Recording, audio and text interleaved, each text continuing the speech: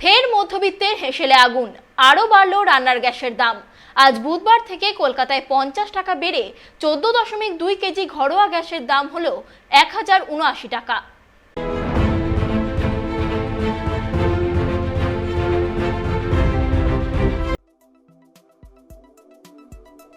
মধ্যবিত্তের নাভিশ্বাস উঠিয়ে আরও বাড়ল রান্নার গ্যাসের দাম। বুধবার কলকাতায় 50 টাকা বেড়ে 14.2 কেজি গার্হস্থ্য রান্নার গ্যাস সিলিন্ডারের দাম হলো 1079 টাকা।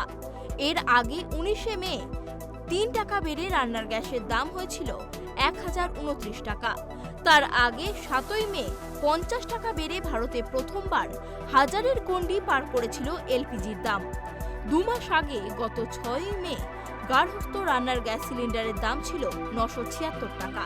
তারপর থেকে গত 2 মাসে 2 পর্যায়ে প্রথমে 50 টাকা দাম বাড়ে রান্নার গ্যাসের, তারপর দাম বাড়ে 3 টাকা। আজ এক ধাক্কায় ফের 50 টাকা দাম বাড়ল গার্হস্থ্য রান্নার গ্যাস সিলিন্ডারের। দাম বাড়ার ফলে এই মুহূর্তে 14.2 কেজি গার্হস্থ্য রান্নার গ্যাস সিলিন্ডারের দাম হলো 1079 টাকা। 5 কেজির সিলিন্ডারের দাম 396 টাকা। এই নিয়ে গত 2 মাসে 103 টাকা বাড়ল গার্হস্থ্য রান্নার গ্যাসের দাম।